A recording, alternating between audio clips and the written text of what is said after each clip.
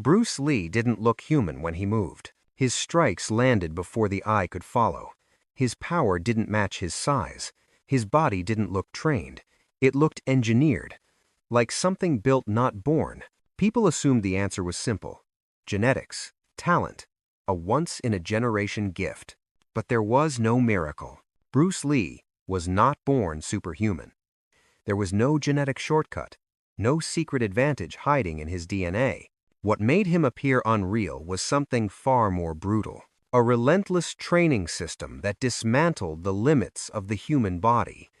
A regime that fused ancient martial arts with emerging Western science. A daily commitment to intensity and pain that most athletes would quit long before seeing results. This isn't a story about natural talent. This is the story of how Bruce Lee built himself from an ordinary man into something extraordinary. And once you understand how he trained, you'll understand why no one who tried to copy him could survive it. Before you can understand the brutality of Bruce Lee's daily routine, you need to understand what drove it. Because Bruce Lee never trained just to look strong. He trained to become something else entirely. For Bruce, training was a philosophy, a lifelong process of refinement, what he described as the process of becoming. Every session wasn't about repetition, it was about evolution. He began studying Wing Chun at the age of 13 under Ip Man. But even as a student, Bruce didn't train like the others. While most followed tradition without question, Bruce questioned everything. Why does this stance exist? Why stop the strike here? What if there's a faster way, a more efficient way? That habit of questioning became the foundation of everything he would later build. Bruce approached training like a scientist. He experimented constantly. He tested movements, measured outcomes, and discarded anything that didn't produce real results. He kept detailed training logs, not just recording what he did, but how his body responded, what worked, what failed, and why. When Bruce moved to America in 1959, he was an 18-year-old weighing barely 128 pounds, lean, skinny, physically unimpressive.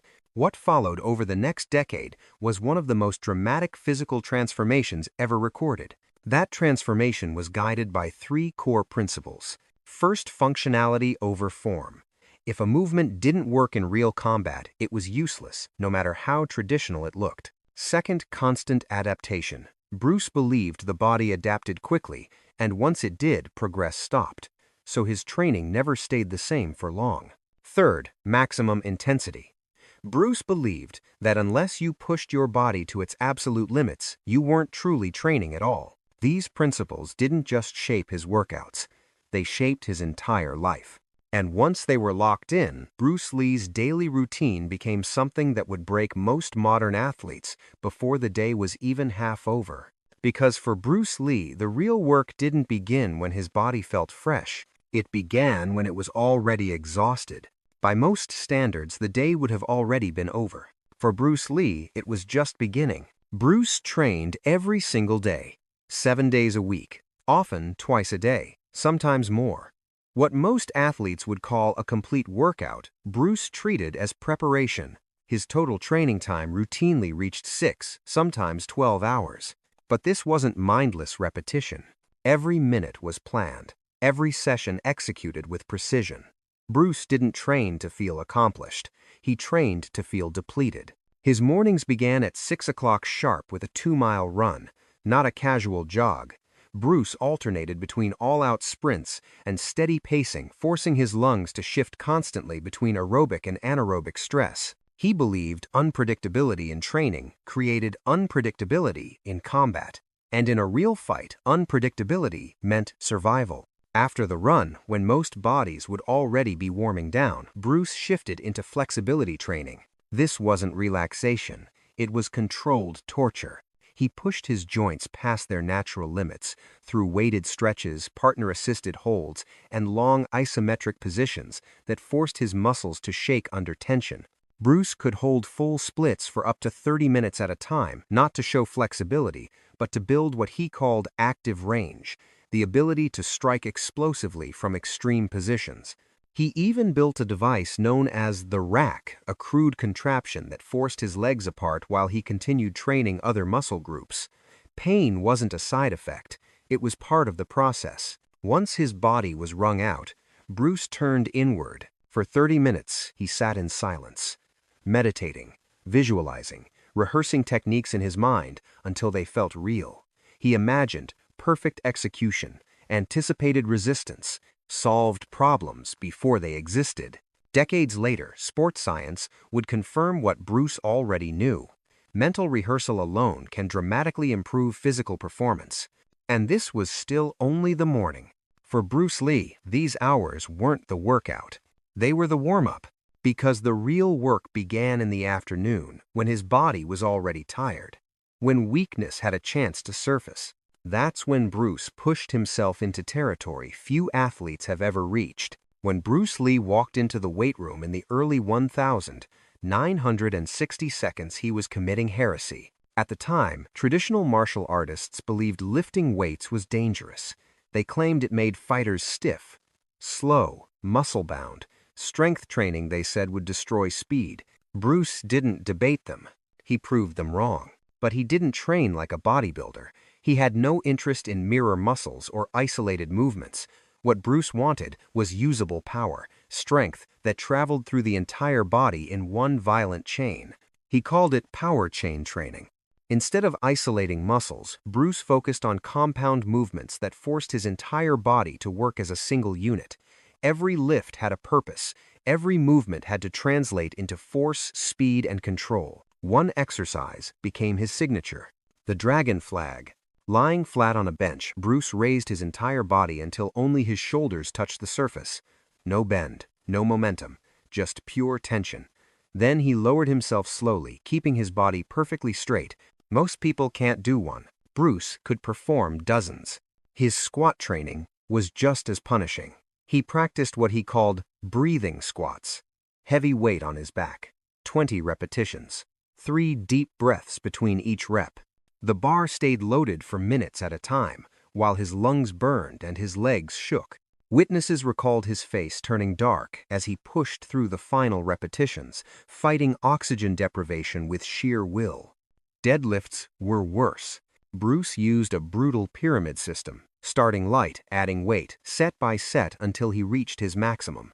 Then, without rest, he stripped the bar and worked his way back down. The entire sequence could last nearly an hour, leaving him barely able to stand. But strength alone wasn't enough. Bruce trained speed under load. He performed bench presses with heavy weight, not slowly but explosively. The goal wasn't size, it was how fast his muscles could generate force. This type of training was almost unheard of at the time. The results shocked everyone who saw them. Bruce became stronger without losing speed, faster without losing control. His movements grew sharper, more violent, more precise. By the late 1960 seconds, his techniques were so fast they appeared invisible, and the weight room was only one piece of the system. Because strength meant nothing if the body couldn't survive what came next. If the weight room built Bruce Lee's power conditioning was where he tested whether his body could survive it. For Bruce Lee, technique meant nothing without endurance. Speed was useless if it faded. Strength was irrelevant if the body broke down under pressure. Conditioning to Bruce wasn't fitness, it was survival training. His heavy bag routines became legendary. Bruce trained with multiple bags of different weights and densities rotating constantly. Some were light and fast, others weighed hundreds of pounds. The goal was to build both explosive power and relentless stamina. One of his signature drills was brutal in its simplicity. 1,000 kicks, 100 kicks per leg, 10 different techniques, over and over again. The volume alone was crushing. But Bruce's strikes weren't light, they were violent. Witnesses recalled bags splitting open under the impact seams, tearing as he continued without stopping. Then came what Bruce called the crucible. 30 minutes of non-stop combat movement, no breaks, no recovery, punches, kicks, footwork, shadow fighting at full intensity. The pace was so extreme that Bruce could lose 10 to 15 pounds of water weight in a single session. Sometimes he made it worse. He trained in heated rooms, thick air, limited oxygen, deliberately recreating the chaos and suffocation of real combat. Fatigue wasn't an obstacle, it was the point. His grip training bordered on inhuman. Bruce used specialized grip machines with crushing force, bending and wearing out, equipment most athletes couldn't move. His forearms hardened into cables, his hands into clamps. He could perform one-finger push-ups. He could crack walnuts between his fingers. His core training was just as unforgiving. V-ups, hanging sit-ups, side bends, dragon flags, hundreds of repetitions, day after day, until his midsection stopped looking like muscle and started looking like armor. But even this wasn't enough. Bruce trained for pain itself. He subjected his body to prolonged ice baths, extreme heat, advanced breathing drills designed to stress his lungs and nervous system. He believed mastering discomfort was not optional. It was the final barrier between limitation and control, because the body fails long before the mind does. And Bruce Lee refused to let either one quit. Bruce Lee's speed didn't look fast. It looked impossible. His jab was recorded at 1/5 of a second faster than the human eye could follow. His famous 1-inch punch could explode across a space smaller than a palm with devastating force. To those watching, it felt supernatural. But Bruce rejected that idea completely. Speed, he believed, wasn't a gift. It was engineered. Bruce understood something most fighters didn't. Real speed wasn't about moving faster. It was about removing everything unnecessary, every wasted motion, every fraction of hesitation. Using high-speed film, he studied his own techniques frame by frame. He dissected each movement, stripping away inefficiency until only what was essential remained. This became his principle of economy of motion, the foundation of Jeet Kune Do. His speed training was ruthless. Bruce began with shadow fighting, not casually, but in short, explosive bursts performed at maximum intensity, sometimes weighted, sometimes resisted. The goal was to overload the nervous system, forcing it to adapt to faster execution. He built speed bag pyramids, with bags of different sizes and weights, arranged at varying heights. Each strike demanded instant adjustment.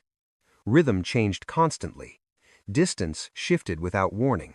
Mistakes were punished immediately. Reaction time was trained just as aggressively. Bruce sparred blindfolded against partners armed with wooden weapons, relying on sound, air displacement, and instinct rather than sight.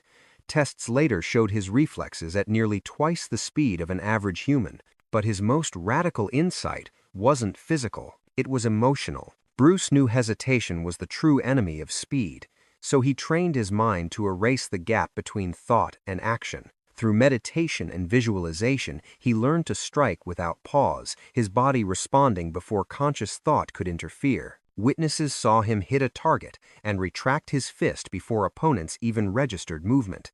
He could launch a heavy bag into the air, then strike it again before it swung back. By conventional standards, it shouldn't have been possible. But Bruce Lee didn't train by conventional standards, and speed was only one part of what made him different. Because what truly separated Bruce Lee from every other athlete wasn't his body, it was his mind. What truly separated Bruce Lee from every other athlete wasn't his body. It was his mind. Bruce trained his brain with the same intensity and discipline that he trained his muscles. He believed physical power without mental control was useless. Strength without focus was wasted. Speed without clarity was chaos. Meditation wasn't optional for him. It was training. Bruce spent hours each day developing what he called one-pointed awareness, the ability to lock his entire mind onto a single task with absolute focus. This wasn't relaxation, it was mental conditioning. He practiced stillness until distractions disappeared, until thought itself became quiet. At the same time, Bruce devoured books on neurology and psychology. He studied how the brain controlled movement, reaction, and learning. Long before sports science became mainstream, Bruce was applying its principles to his own body.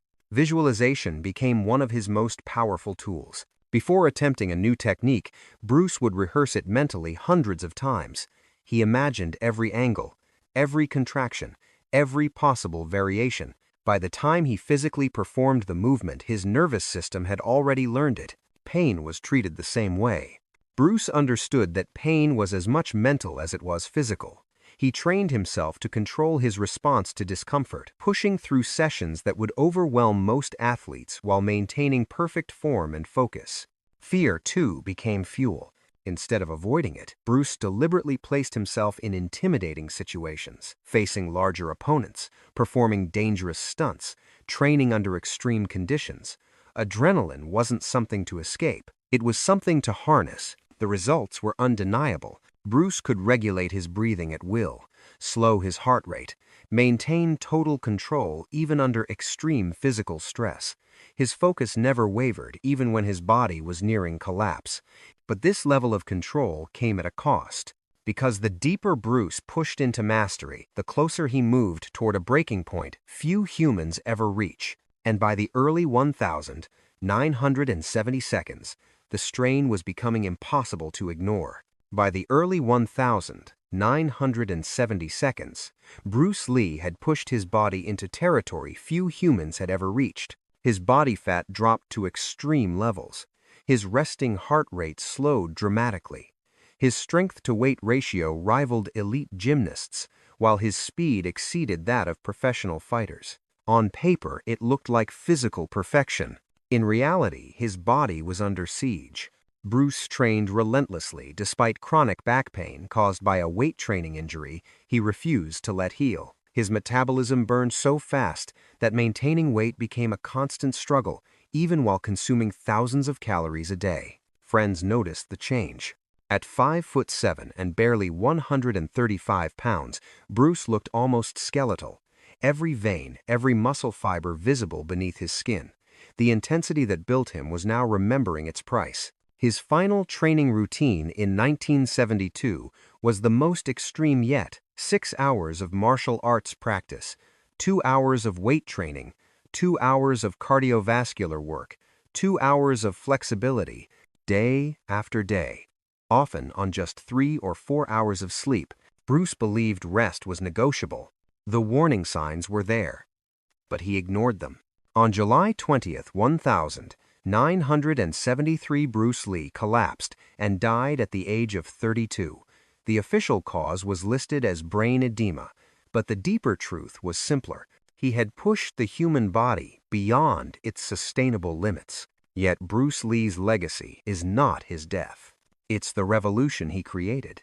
He proved that discipline could rival genetics, that the body could be engineered, that limits were not fixed, only confronted. The training methods are documented. The principles are clear. The only question left is this: how far are you willing to go? Because as Bruce Lee once said, if you put limits on what you do, they will spread into your life. There are no limits, only plateaus, and the choice to move beyond them is yours.